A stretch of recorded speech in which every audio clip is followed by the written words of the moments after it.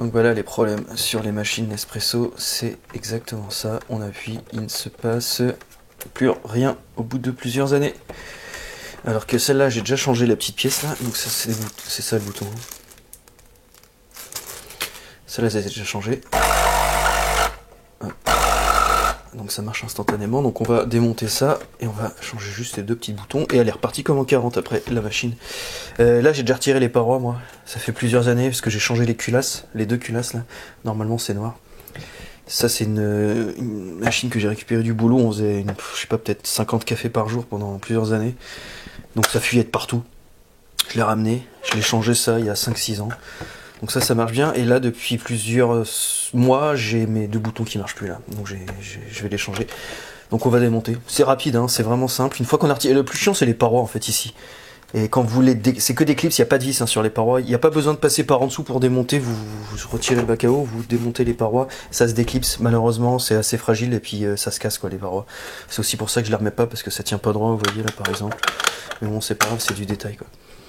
Donc on va démonter ça, je vais reposer l'appareil sur le trépied et puis bah on est parti. Allez.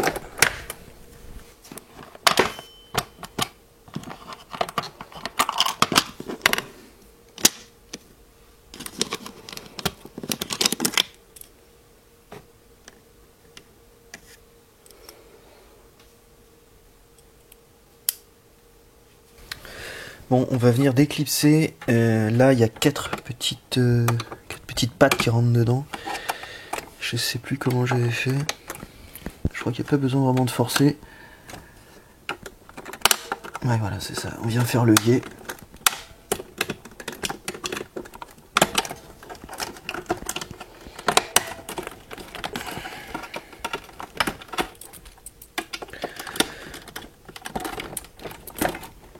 Allez ma poule. Voilà, ouais. Bon, je vais peut-être l'éteindre quand même, parce que je me prends des coups de jus souvent, c'est un peu chiant. Je vais la débrancher aussi, il y en a toujours qui reste un peu dans le circuit. Et puis là, je me suis pris un coup de jus, c'est pas agréable quoi. Voilà. Donc, voilà les deux petites pièces. Il faut les déclipser, les deux petites platines là. Les circuits imprimés. On voit qu'il y a une petite encoche ici. Et là, c'est un clips, et puis c'est pris aussi, ça rentre dedans, là et là. Donc il y a deux endroits à retirer. Faut essayer de pas les casser celles-là, parce que sinon vous aurez du jeu dans les boutons et ça va pas être, ça peut être chiant quoi. Hop. Ouais, on pousse la petite patte vers le mur là, et ça vient tout seul. Voilà, donc c'est ces boutons-là qui nous font chier. Ceux-là là. Je vois pas du tout la mise au point, c'est un peu la misère.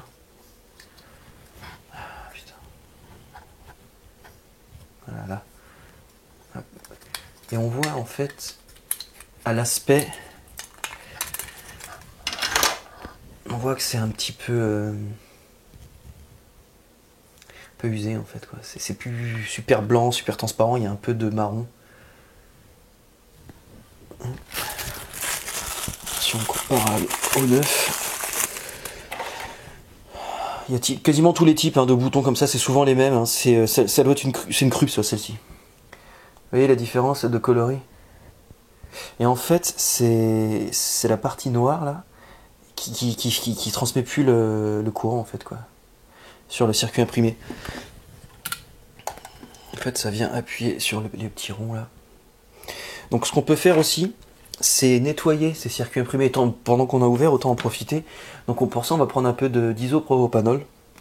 Donc vous devez avoir ça chez vous. Hein. Tout bon bricolo doit avoir ça pour nettoyer ses circuits imprimés. Puis si vous avez peur, si vous avez des gamins en bas âge qui fouillent un peu partout, bah, vous mettez ça dans votre coffre. Vous n'avez pas de coffre? Achetez un coffre. Hop, avec un peu de coton-tige.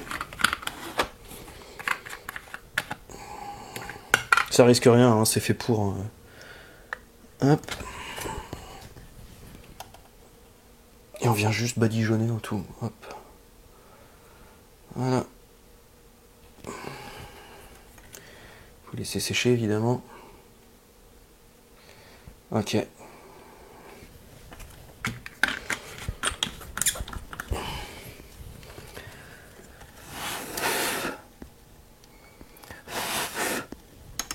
On va laisser sécher un peu. Après on va repositionner ça. je vous reprends, j'en ai plein les mains. Bon, vous vous gourrez pas, hein. Quand vous remontez, hein, le grand... Hop, de toute façon, faut vraiment le vouloir pour se gourer. Hein. Mettre un triangle dans un triangle, c'est quand même simple, quoi.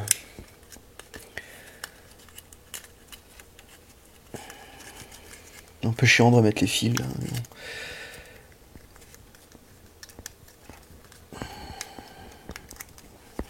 Donc on vient reclipser dedans.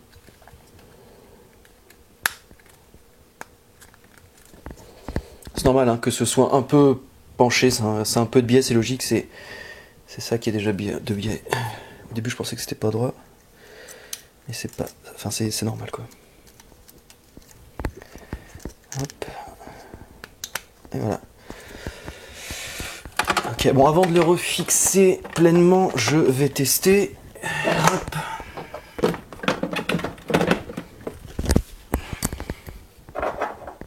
Je l'allume. Bon, déjà, il n'y a pas eu de... Ça n'a pas sauté. On va voir, hein. On va tester en direct. Moi, elle a fini de charger. Il y a de la flotte. Je vais me prendre un peu de sucre, moi. Ouais, j'ai confiance, je sais que ça va marcher.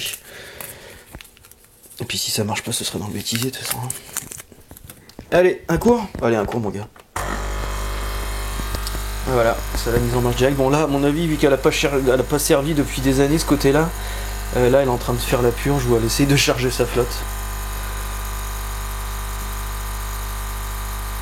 Ouais, je vois le niveau là qui monte doucement. Allez ma poule.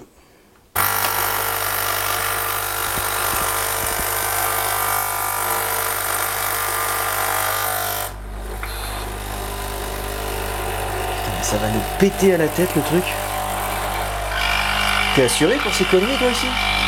Bah c'est ma femme qui gère ça, moi je sais pas. Tiens regardez le café là. Bon là je pense que c'est bon, on repart un coup. Et voilà. C'est rapide quand même hein. Plutôt que de changer de cafetière quoi. Donc là bah elle est repartie pour 10 ans. Voilà. Et voilà. Bon je vais la remonter un peu mieux que ça. Bon il y a juste à clipser hein. C'est vraiment pas sorcier. Voilà c'est bon, c'est fait. Hop. Nom de Zeus.